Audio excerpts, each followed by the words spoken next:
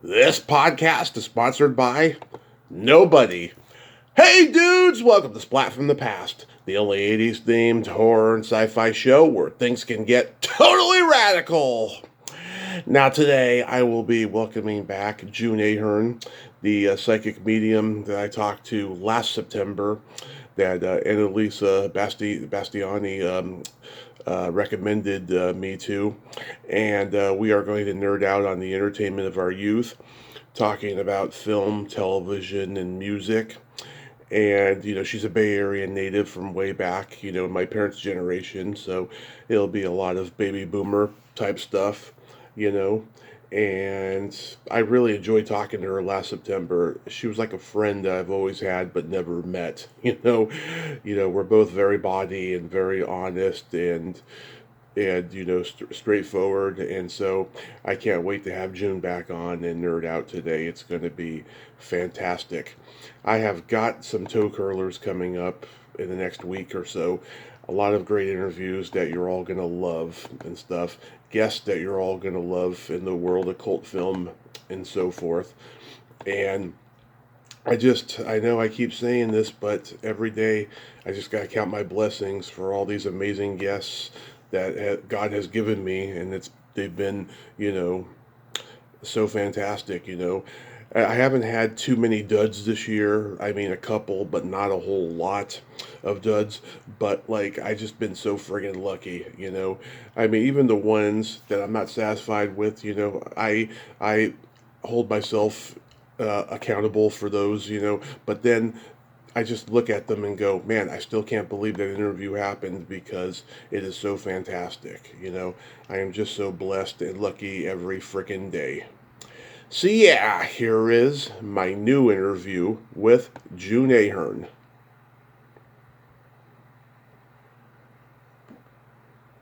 Hey June, welcome back. How are you today? I'm good. I was trying to download that messenger to take a call, but wasn't going to do it. I know you're one of a few people who've had trouble with that, but it's okay. We're alive and that's all that matters. Okay, there you go. So going back in time, do you remember the first movie that impacted you as a child? Oh, God, I can remember the first movie. I don't know, I must have been a child. It was The House on the Haunted Hill. Ah, love it. With Vincent Price. Yeah. I Oh, love God. it. The skeleton. Hey. The skeleton comes out of the bathtub. And I just felt like my whole house was like watching me or breathing. Yeah. Yeah, I've interviewed Vincent Price's daughter a few times, and we've talked about that movie. Wow. Yeah, Back to the Future for me. I mean, God, I've always had that fantasy of going back in time and finding out why my parents are so fucked up and why I'm so fucked up. I think that's why people love that movie because it's so relatable that way. Yeah. When you said that, I thought of the Time Machine. The one with way back, the beginning, the original. Rod Taylor. Yeah, that was also really good. Oh, a lot of good movies. Yeah, and yeah, so that was what the early one for me was. What genre did you gravitate toward? Probably towards kind of the spooky stuff. Oh yeah. Paranormal, or anything that frightened me. Yeah, anything that's frightening. Pit the Pendulum. Oh God, Pit the Pendulum was so good too. Oh yeah, you love the Vincent Price stuff, huh? Yeah, I'm into that. Then you have Linda Blair and oh God, turning her head all the way around. I met Linda Blair once. Not a pleasant experience. Yeah, mostly those kind of movies. And of course, I liked anything that may have to do with horses. I like some of the Western and anything that has to do with horses being treated better, animals being treated better. Yeah, I mean, comedy and horror for me were the big ones. My parents showed me The Shining when I was a year old. They didn't like a horror, but they loved Jack Nicholson, and Oh yeah. it fucked me up. I'll tell you. I went back and rewatched it when I was 7, all chopped up on USA Network, and next thing you know, it became my go-to horror movie every Halloween. And I just got a better perspective of it. But at the age of 1, that was just too intense for me. I'll say, oh my God, they might not have thought that you were paying that much attention to it. That Yeah. one. Yeah, well, I couldn't forget Here's Johnny and all of that stuff. That red rum, red rum, red rum. Red, Yeah, that was a really scary one too. The kind of things that keep you awake at night. yeah, absolutely. I'm sure you remember when all the groundbreaking horror movies came out, like Night of the Living Dead and The Exorcist and Oh Texas God. Chainsaw Massacre and Halloween. Yeah, those ones I were probably Halloween. The first one was good. Yes. Yeah. Yeah. Night of the Living Dead, the original, and I've seen, both of them, but the original to me still was the best. Yeah, they were all game changers, I mean, each filmmaker who made them wanted to top the last one. It's like, okay, that one changed horror, well, here's another one, and then pretty soon there's imitators of Halloween all over the place, and so many of them are so good. I think 1981 was the best year for slasher films. Just about every one of them I love. Yeah. Yeah, I mean, for comedy, I loved Mel Brooks, Neil Simon, Oh Woody God. Allen. Yes, definitely. Blake Edwards movies, like the Pink Panther movies. Love that. Pink Panther is very funny. Yeah. Pussy Cat, yes. Old comedy teams, my dad got me into the Three Stooges very early on because his dad had seen the Three Stooges movies in the theaters, and by the time my dad was growing up, they were on cable, and when I was growing up, they were really on cable a lot, and home video. I mean, they were more popular than ever when I was growing up, and I loved Martin and Lewis, the Marx Brothers, Laurel and Hardy, Abbott and Costello a little bit later, W.C. Fields, Charlie Chaplin. Yeah, they were always, they're good. They're still good.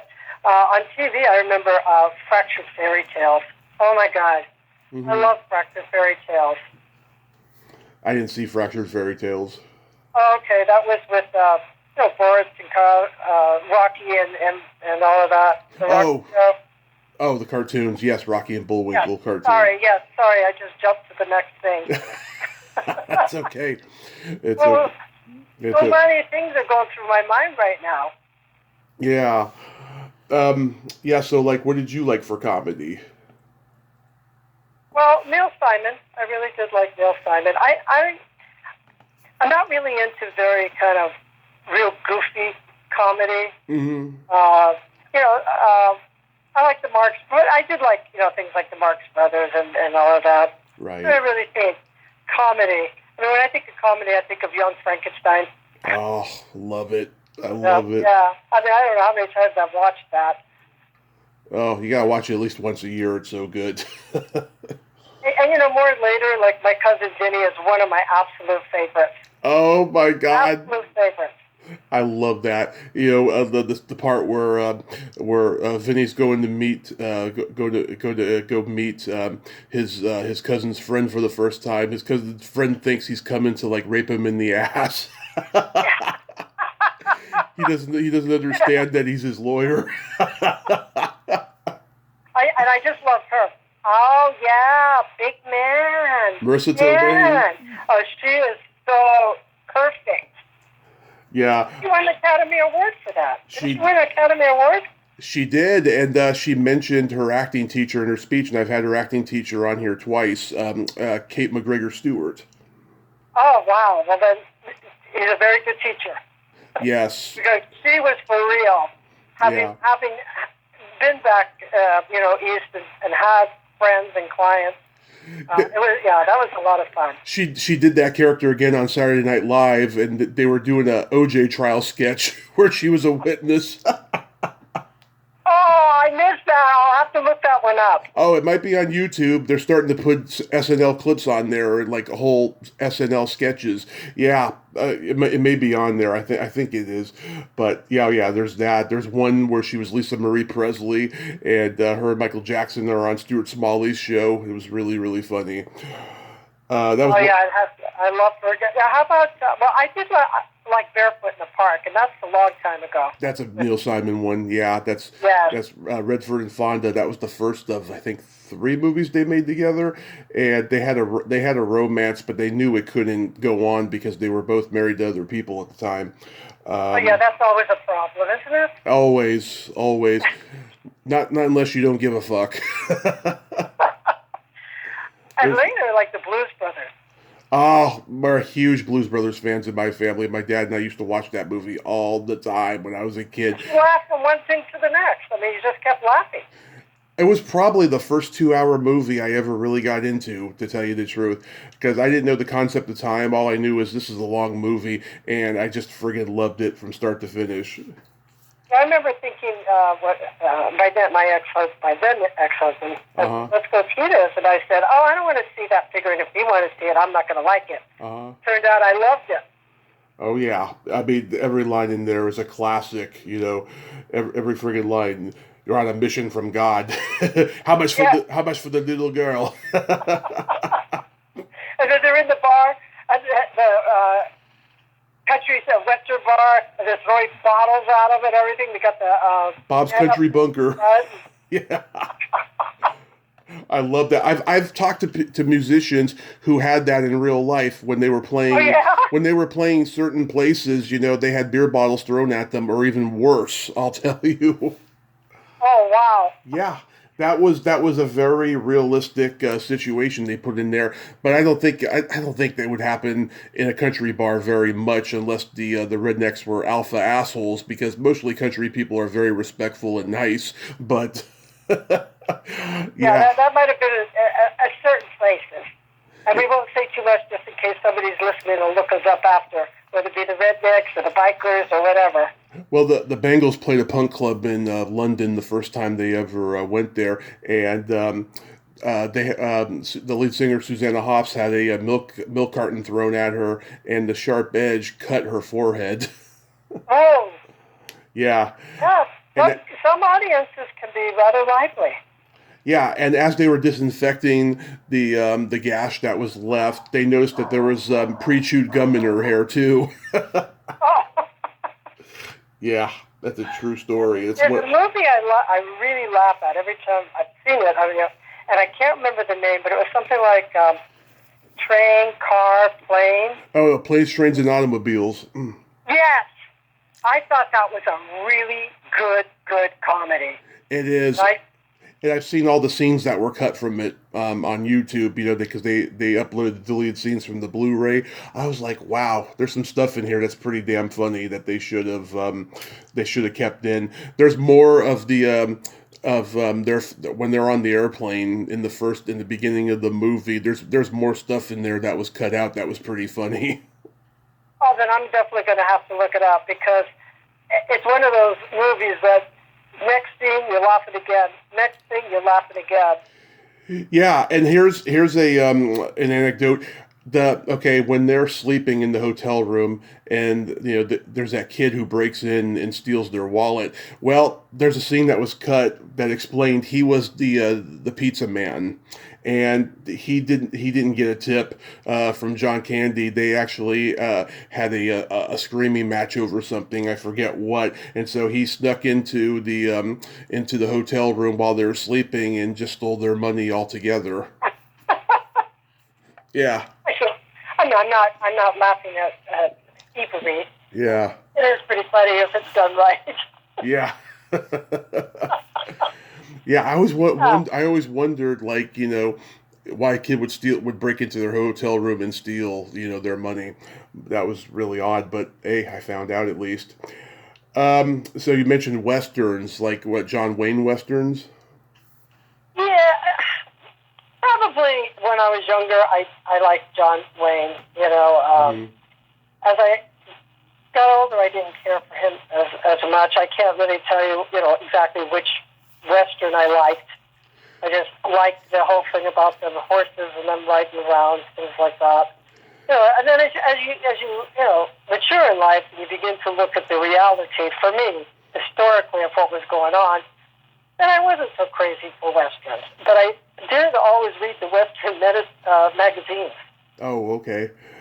Yeah, I mean, I love Red River. I think, Yeah. Howard Hawks was a genius, and when you watch Red River, especially, you can see Quentin Tarantino's influence that he had because of it's just a dialogue movie. It's a talking heads movie of mundane conversations, and there's like maybe 10 minutes of action in the whole 2.5 hours, and the relationship between John Wayne and Montgomery Clift playing his son. It's very endearing because he reminds me of an entitled millennial of today. In that movie, just the way Montgomery Clift is like, he just has this attitude of like, I hate my dad, I want more, but I'm not very ambitious, kind of a thing. The millennial. Yeah. Are you a millennium? I think my generation starts there, but I don't really consider myself one. No. Oh yeah. I think I had a niece that explained it to me. She's Gen X, she said, Yeah. or Gen Z or something. I don't know. I have a hard time with giving people titles and such like that, so I don't keep up so much. I guess I'm a what do you call it, baby boomer. Yes. I'm really old. Yeah. I love the baby boomers because they corrected a lot of mistakes that their parents made in that they learned to love and give their children love, even if it was superficial love, like, in my case it was movies and entertainment because they Movies. because they were working so much and they just didn't know how to, raise a special needs kid, but they did it.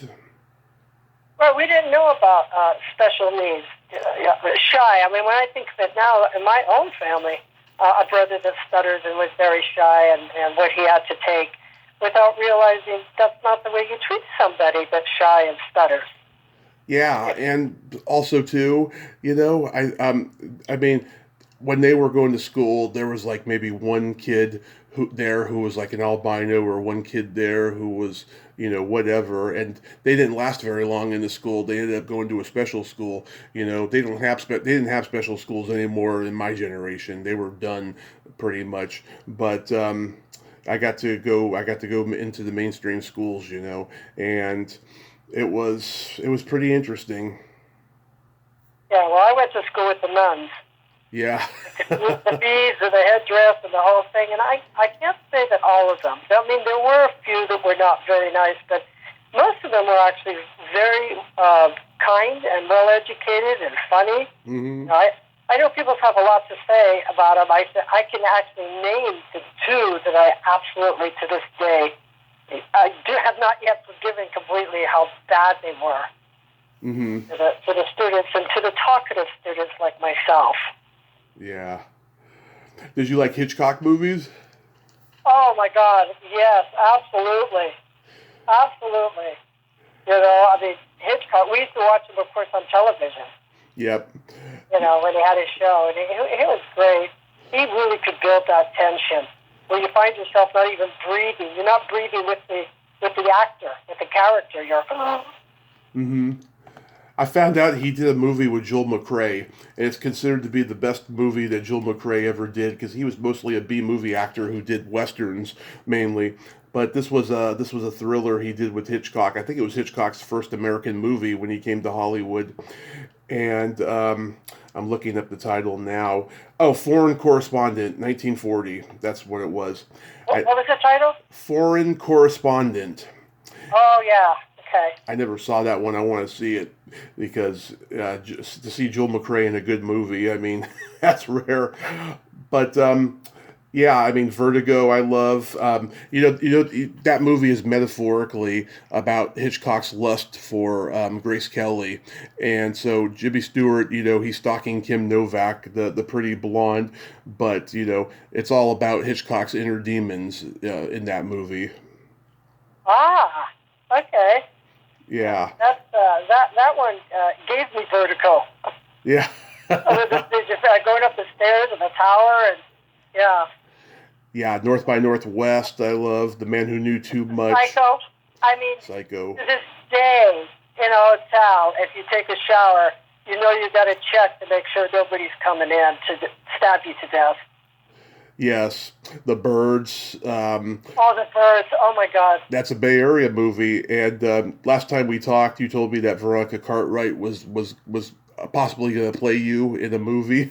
Yes, Yeah. Yeah. He was, yelling them. But, oh my God, every time you name them, I can actually feel my body go through changes. Mm-hmm. Like, oh yeah, that. Oh, that one was coming in the window. Oh, they're going to stab me. They're after me. That's how an impact that he puts upon you psychologically. Yeah. Yeah. And of course, I watch Alfred Hitchcock Presents. That came out. That started playing. He started doing that show just before the Twilight Zone. And yet, when I was growing up, they would show Alfred Hitchcock Presents and then the Twilight Zone. Oh yeah, the Twilight Zone. Now when I watch them, for a while I went through saying, well, they're kind of dated. Then I started watching them on YouTube, and I was like, no, they're not dated. You can't date this kind of story. Yeah, Talking Tina. And of course, Star Trek came out on TV when I was about 16, and I went over to watch it at, my boyfriend took me over to watch it at somebody's house, and they're all older than me, and time I get there, everybody's loaded. Yeah. I mean, really loaded. I don't mean little loaded. I know. Yeah. Yes, as I always say, I was just a product of my environment. Of course, we all are. Yeah. Do you remember KTVU Creature Features? Oh, yeah. Yes, Bob Wilkins and then John Stanley.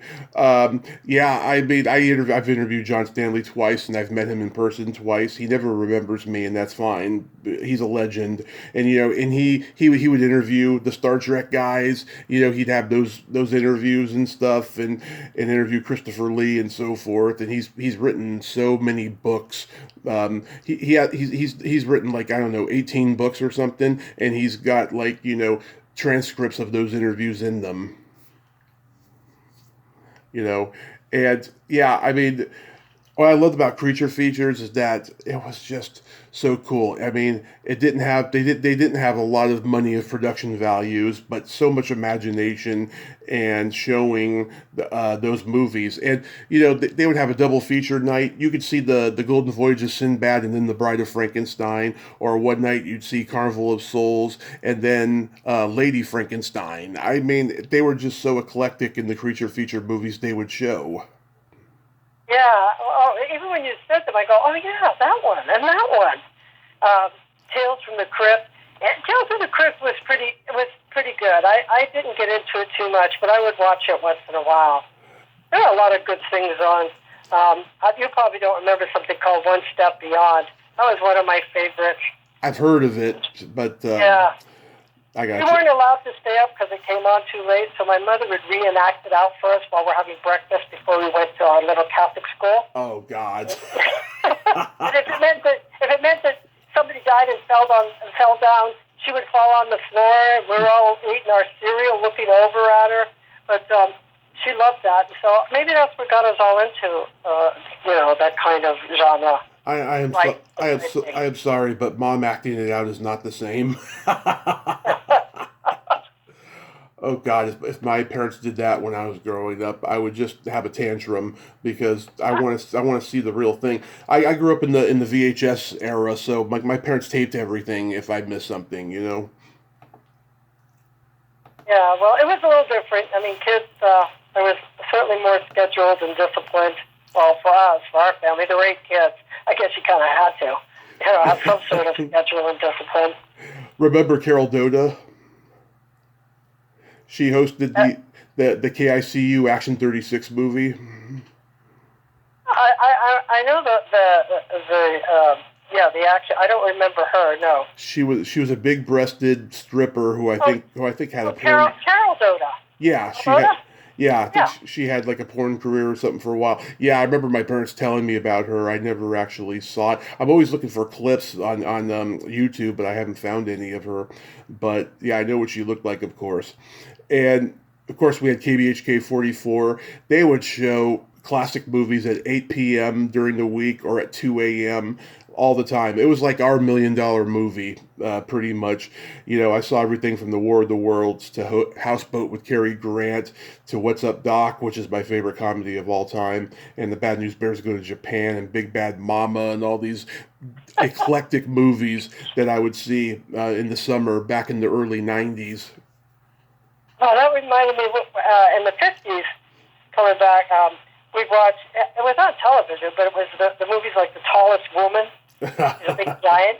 Yeah. And then the man that kept shrinking, the shrinking man. The Incredible, or was it The Amazing Colossal The Incredible Man? Shrinking Man, the Fly, the original Fly. I did see it later, but again, sometimes there's something about the original that is not necessarily captured in later ones. Yeah. Later redos. Well, John Stanley, after they canceled him on KTVU in 1984, he had a meeting with Coffee 20 to have a Creature Features show, which of course they did, currently up until the network got bought a couple of years ago, but now they're just doing YouTube streamings of it. But he said that they were interested, but then he never heard back from them. And then he was going to go to KBHK 44 and Action 36, but he got a raise at the San Francisco Chronicle that he worked for, so he decided to focus on that. And I think he regrets it. I think that had he known that the convention world was going to be as big as it is now, the HorrorCon world, he would have kept going, because all he talks about are those 5 years that he hosted, and the years in between when he would be a guest with Bob Wilkins.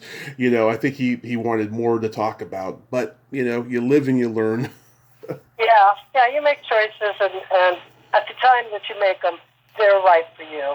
I think he could have been on KQED, or PBS a station or something like that. There's this horror host in the 2000s named Mr. Lobo, who I've interviewed. He was on KQED and PBS for a little bit in the Bay Area.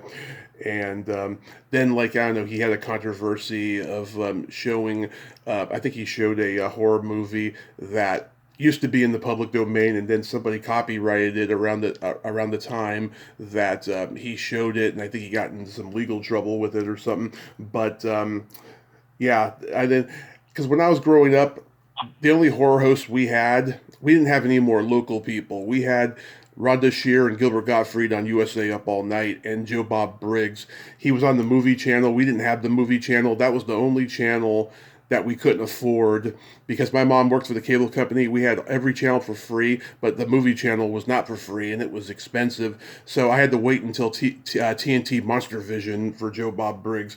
And those were the only horror hosts I had. And, now there's more local people again. It's become an art, the horror hosting.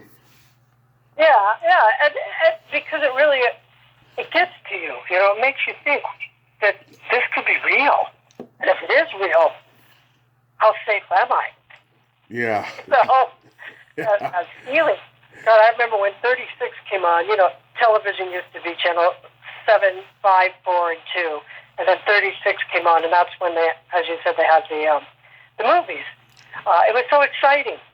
It was so exciting to have the expansion of shows. I know. I watched all the previews of all those local stations before the corporations bought them, and I'm just in tears, because it was just so wonderful. It was perfect for me. I loved every moment of seeing these movies on those channels and discovering them. I discovered ones I had never seen before. Yeah, there was so much happening and so much entertaining, and again, how it gets to you. We watched the movie last night. I'm not going to say what it was. Okay. It was with a really good actor we liked. The ending for us was just, we're watching this movie and we're going, oh, wow, something's going to happen here, something's going to happen here, and then it just fades away. Mm-hmm. It's kind of like, I will mention Vanilla Sky. I did not like Vanilla Sky. The only part I like in that movie is when Cameron Diaz is going crazy. She's driving Tom Cruise and she's trying to crash them. And she's like, oh my God, I even swallowed your cum. That meant a lot to me. That's the only part I like. I remember that so much. I just remember that when it ended, that was the best part for me. Like, are we done here? Yeah. It's a bad So, movie. well, to each their own. To each their own. It's a, it's a, You know, what, it's a Scientology movie. You know, Tom Cruise and Jason Lee were Scientologists. yeah, It's, you can't. I've been encouraged to watch certain movies or read certain books or whatever, and I just think, why? So it's such a personal thing, and I can't just go by how they're reviewed. Right. Did you have any movie crushes growing up? Oh, well, Paul Newman is my boyfriend. Ah. I mean, it's totally for the rest of my life. I saw him probably when I was about 10 or 11. I said, okay, it's love. On the women's side, Natalie Wood for me. I got that from my dad. My dad saw The Great Race at the drive-in when he was 8, and he got his first hard-on seeing Natalie Wood. And Natalie Wood, yeah. so I got that from him. And on the male side, Cary Grant. My mom had a paperback book of Cary Grant when I was a kid, and it had all these beautiful pictures of him and stuff. And Sophia Loren. I mean, her boobs are nice. I'm not gonna. I would never kick her out of bed, but I didn't have a monster crush on her. You never get her in bed. Yeah, yeah. So I didn't have a monster crush on Sophia Loren, but she was beautiful. Yes. Yes, and Marie Windsor. I love her quirkiness. You know, I always thought that Ileana Douglas was the Marie Windsor of modern day, and I wanted to tell her that when I interviewed her earlier this year, but it slipped my mind. Oh, maybe now you can tell her. You can always text her, email her, call her. We are Facebook friends, so I could. Yeah. Do you remember your first drive-in movie experience? Oh my God.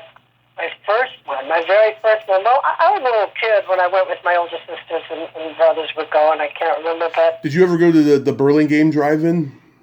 No, I was up in San Francisco. I went to the Geneva Drive-In. Okay, yeah, because Burlingame was ours, you know, because we were on the peninsula, and my parents started taking me when I was 2. We went to go see Weird Science and Rambo 2, and I remember it a little bit, and they started taking me every now and then, but then they stopped taking me for a few years when I was a baby, because it got to a point where I was either falling asleep in the back seat or I was getting out of the car and knocking on windshields. Well, that's a big difference. Falling asleep is okay. Getting out of the car is not so good. Yeah. I used to love the drive-ins. When I went down to visit my sister in San Diego, of course the weather was nice. You could see it. But when I'm up here in San Francisco, and during the summer especially, you go to the drive-in, it gets all fogged in. So you can't even hardly see the movie. Yeah. But I don't think, and later as a teen and such, we weren't really going to watch the movie. Yeah. We went to a drive-in. There were other things that you could be doing. Yes, which brings me to my next point. My dad was a teenager in the 70s. He had to go see the same movie 3 times because he was getting laid the first 2 times. Oh, lucky him. He was going to see like The Groove Tube, Rocky, Animal House, and every time he saw the movie the 3rd time, he was like, "This is going to be a classic someday." Yeah. Yeah, the good old drive-ins. Do they still have those? There's one in San Jose, I know that, and I want to go soon because I miss going to drive-in, because Burlingame's drive-in closed around 2001. Yeah, they all started closing down. It was such a shame. I mean, I'm sure people wanted to go, but I don't know why they closed down. I don't know. They weren't making enough money, I guess, is the bottom line. I guess so, and maybe lack of interest. You know, there was all the drive-ins were very popular during the pandemic. Stand-up comedians were performing shows at them, which I thought was kind of odd. I'm like, I'm glad I'm not doing stand-up anymore. Yeah. I don't want to do stand-up in a drive-in because I don't want people driving off. Or try to hit me with the car. I noticed that maybe they just kind of leave, but actually driving off. I've already been hit with a car. I don't want to be hit again. I didn't know that they were having live shows. Yeah, it was just a short fad, and then once the clubs started opening up again, they were like, "See ya." They haven't done them since, from what I understand. So, getting into television, like, what sitcoms did you watch? Well, it changes over time, of course. Did you ask me what comedy shows I watched? Yeah, like there was like the Munsters and the Addams Family. Oh, I love the Addams Family. I did like the Munsters, but not the way I like the Addams Family. I know the Addams Family was very dark and macabre. Yes, so that was my preference. So I did watch the Munsters, and I'm not saying it wasn't good. It just wasn't for me as entertaining as the Addams Family. You know, you have Laugh-In. Oh my God, Laugh-In. I was a huge Laugh-In kid when I was 4. It was on Nick at Night, and I've gone back and watched the episodes, right? And like, you know, on Nickelodeon, they were cut down to a half an hour. I watched the full length shows. I could see why they were cut down to a half an hour on Nickelodeon. They're very slow, but they're funny. They still hold up. I still love the humor. You know, seeing Tiny Tim and John Wayne shake hands, and like Tiny Tim has a very strong grip. John Wayne's like on his knees, like come on, stop. Yeah, there are. So, you know, comedy. What did I really think of comedy? I'll tell you, it's not an American one, but it's something I really liked in KTVU, and that was the Are You Being Served? I love that show. Yeah. Loved it. I loved it. Captain Peacock, Men's World. Oh God. I love Faulty. I must go home. My pussy needs me. Faulty Towers. Oh my God, yeah, that was really good, and because what they're saying is you have to pay attention. Mm-hmm. Oh, it isn't like that slapstick kind of a thing. The British have that more intellectual kind of, if that's the word, or mental kind. You know, you have to pay for it. You pay attention. Yeah. See somebody fall down and think, oh, that's funny. Yeah, I loved the Rowan Atkinson ones, Blackadder and Mr. Bean. Yeah, Mr. Bean. Oh my God. My Donna, she loved Mr. Bean. We would just crack up every time that he was on, you know, and just, oh my God, I'm that's like some of my happiest times with my grandmother, who was a real piece of work, but watching her laugh at that, oh God, it was the best memories ever. Mr. Bean, when he brings home the blow-up doll. Yeah. Blow-up doll. Yes. Or you know, he ruins his own house like the day after the New Year's party, in which the New Year's party ended early because his friends wanted to get the fuck out of there, so they set the clock, you know, forward, you know, and then, you know, he's about to go to sleep, and then next thing you know, you hear Happy New Year, and then you hear his friends' names being mentioned. 3 cheers for Rupert and Hubert. Yeah, Mr. Bean. I'm trying to think of the other one. I can't remember. Well, I must be getting old. I'm lucky I remember certain things.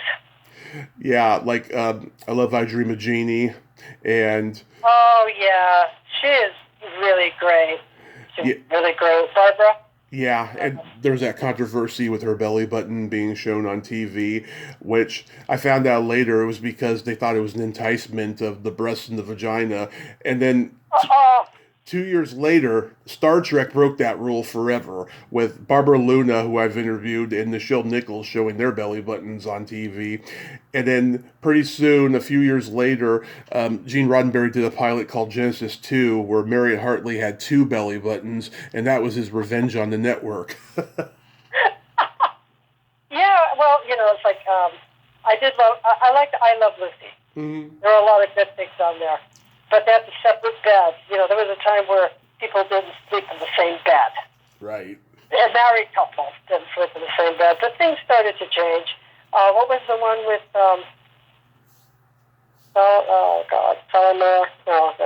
no. Dick Van Dyke. Oh, love Dick Van Dyke. Yeah. Dick Van Dyke was mostly good.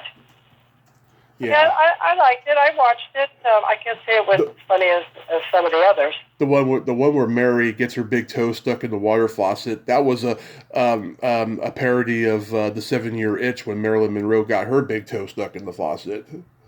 I don't remember that.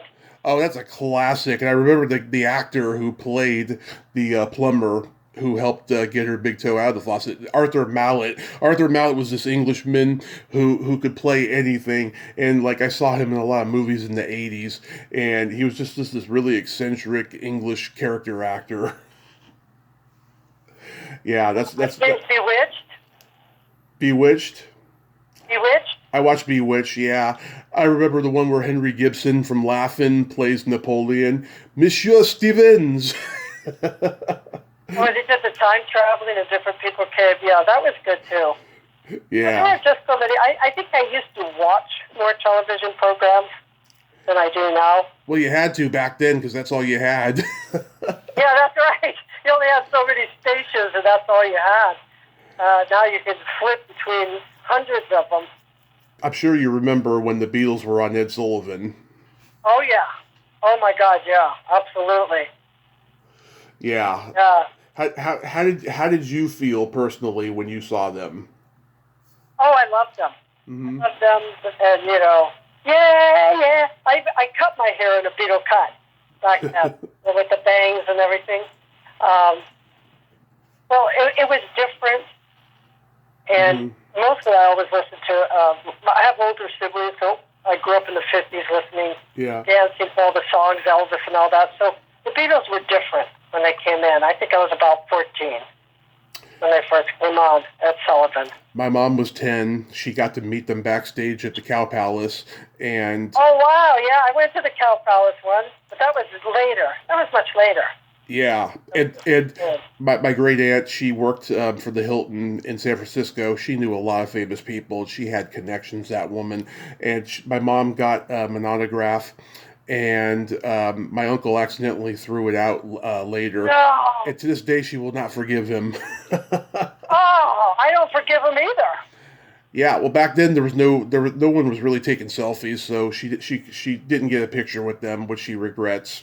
But it was one of the happiest moments of her life. Oh, absolutely. The Beatles. And I've talked, and I've talked to people, who were there that night on the Ed Sullivan Show. Mitzi McCall and Charlie Brill, the husband and wife comedy team that bombed after them. They met John Lennon backstage. He saw them at the Coca-Cola machine, and then he knocked on their door saying, "Excuse me, I need a Coke for Ringo." And they didn't know who Ringo was yet, right? All they knew that the Beatles were these four guys that were driving the kids crazy. That's all they knew about the Beatles. And Mitzi was like, "A Coke for Ringo? What's that, a Jewish holiday we don't know about?" Well, that was wonderful that your mom, and she was 10 when she got to meet them? Yes, 10 years old. Oh, wow. Yeah. The Beatles, you got the Rolling Stones when they came out. They were very different from the Beatles. They were more kind of harder. They're bad boys. Cool. Yeah. They were good. They were in the first concert movie, The Tammy Show, in 1964, and I interviewed Steve Binder, who directed it. And there was just this real intensity there in the studio on stage that you could see when you watch it, because they closed out the concert movie with 3 glorious songs, and they were just so raw. No one had ever seen that before. No, well.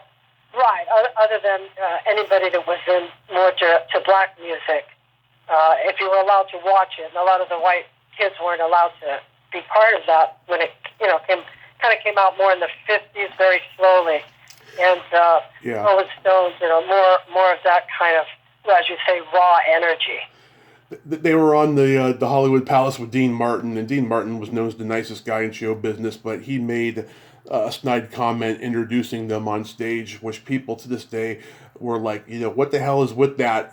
Was he drunk? I was like, Dean Martin was always sober when he worked, but he could play drunk very well. I don't know if he was drunk, or maybe Mick Jagger made a snide comment to him backstage. Who knows what happened? Yeah, the generations don't always understand each other.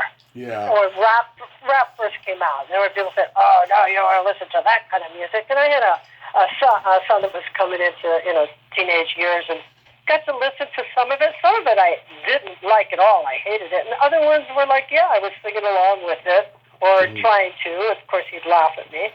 Yeah. So it's kind of a generation thing. Right.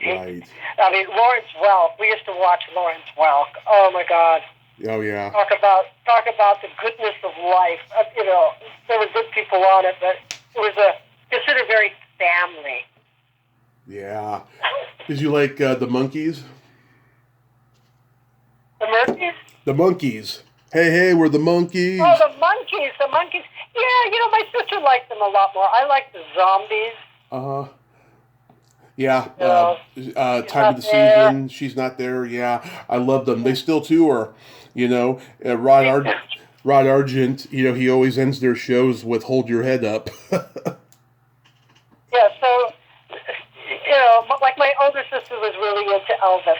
I appreciate Elvis has some he has some good songs, and yeah. Jailhouse Rock, and they were good. But then the Beatles and the Rolling Stones, and all of those. I mean, in San Francisco, I saw so many. Janis Joplin, Airplane, Otis Redding. Went and saw down on Broadway. Saw Smokey.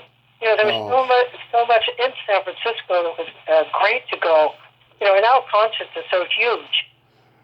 I interviewed Peter Albin from Big Brother and the Holding Company. Yeah, went and saw them.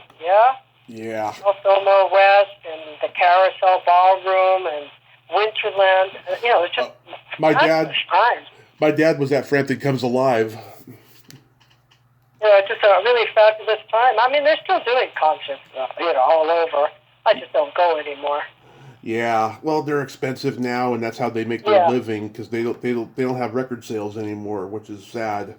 But yeah. Down Fillmore Street, when you would go, there were so many blues and jazz places. Everything changes. Things change. Yeah, not always for the better though.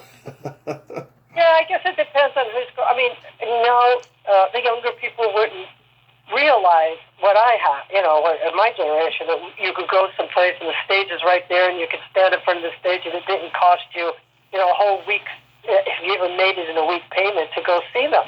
Right. Do you remember the first album you ever bought with your own money? Oh God, yes. I think it might have been the Beatles. Yeah, it was the Beatles. Nice. Yeah.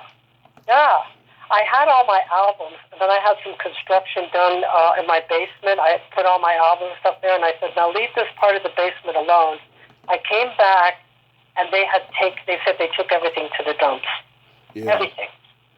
All my albums that I started buying at the age of 14, I bought the Beatles album. It was a black cover with the Beatles on it. Mm-hmm. Yeah. Well, that was the end of the album. My dad gave me this 45. I don't know who gave it to him when he was a kid because, he was born the year this 45 came out. It was Chuck Berry's Johnny Be Good on one side. Oh, yeah. And Around and Around on the other side. And I have it somewhere. It's all scratched. It could never play again, but it's a collector's item to cherish, old Chess records. Yeah, we used to go get our 45s, go to the music store, and you got to listen. You could go in a booth and listen to songs.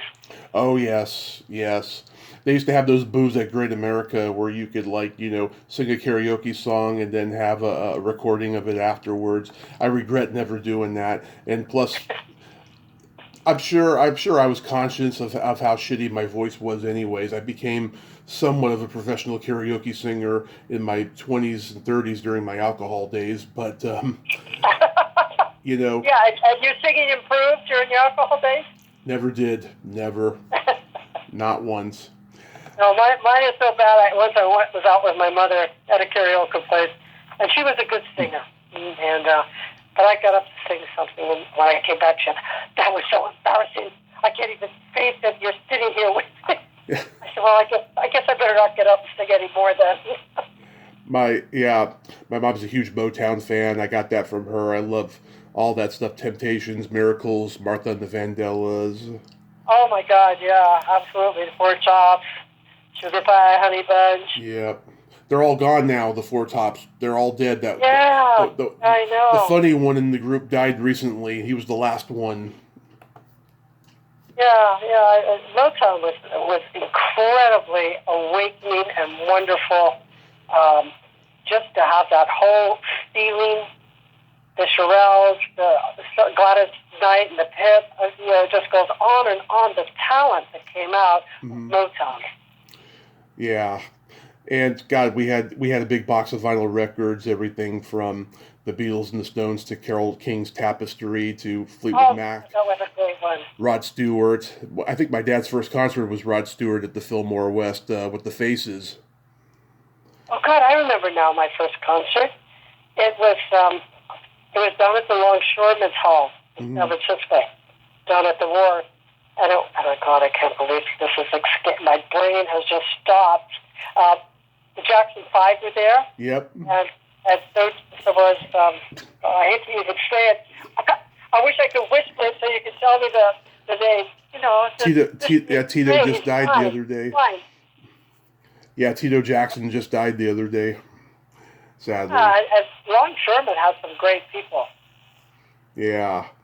Yeah, and you could go, like I said, you know, you were 13, 14, 15, and my father would drop us off, and we'd go in, and then he'd pick us back up again. Of course, by the time he picked us back up, he shouldn't have been driving at all, but we survived. Yeah. You mentioned... I don't know how, but we did. You mentioned the DM, the Monster Mash. That used to be one of my best karaoke songs, doing Bela Lugosi. Yeah. Oh, that's still a great one at Halloween. I do a Halloween event. During the fun time part of it, because it becomes a ritual. The Monster Mash, of course, is played because you have to play it at Halloween. It's a must. I've seen some great concerts. I saw the Monkees at Candlestick Park when I was 14. I saw Steppenwolf the next year. I saw Alice Cooper when I was 17. That guy is such a showman.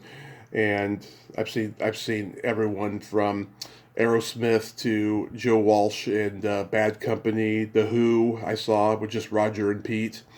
Yeah. Yes. I've got so many good ones. Pink Floyd, and it's just on and on. The incredible amount of talent that really is around. Do you remember the first makeout song you ever had? I'd have to remember when I first made out, and then that would be revealing, wouldn't it? Yes. I'm not sure how much I want to reveal. Yeah, well, you know... I was quite young. If it were my granddaughter, I would be a little upset. Mm-hmm. Yeah. I don't remember the song. No, I don't remember a song. Jan Jackson's Love Will Never Do Without You was mine, and led to my first heavy petting experience, which was amazing. And I love Little Anthony. Little Anthony, oh yes, Tears on My Pillow. Tears on My Pillow, so that's going way back. That was probably very close to my first makeout song. He's still alive, he's still performing. I know, I think I read that recently. Yeah. How about comedy albums? Did you have comedy albums? Oh, you know, God, who's it? Jonathan Winters? Was it Winters? Jonathan Winters? Jonathan Richards. Oh, no, Jonathan Winters. Winters, yeah. Jonathan Winters. Yeah. We had Lily Tomlin's This Is a Recording, and Cheech and Chong's Big Bamboo, and we had a Richard... Yeah. Well, I think we still have that. I think we still have that album. You probably smoked the rolling paper inside. Dave's not here. It was gone. I mean, my stepdad, who was not a pot smoker, he still had inside his copy of Big Bamboo, I remember, because in ours, we definitely didn't have it. We had a Richard Pryor album, but I don't remember which one because the cover was missing. Yeah. I don't have, this isn't an album, but Red Fox was really good. Oh my God. I interviewed this one actress. She went to go see him. Because I think she was briefly dating Wilt Chamberlain or something, in which she told me when she had sex with Wilt Chamberlain, she almost went into the hospital. But she went to go see Red Fox, and his first joke of the night is, "Tonight I want to talk about the taint. If you don't know what the taint is, it's between the pussy and the ass." And the entire place lost it. I mean, people got wet because they were spitting out drinks and just, oh my God, dying.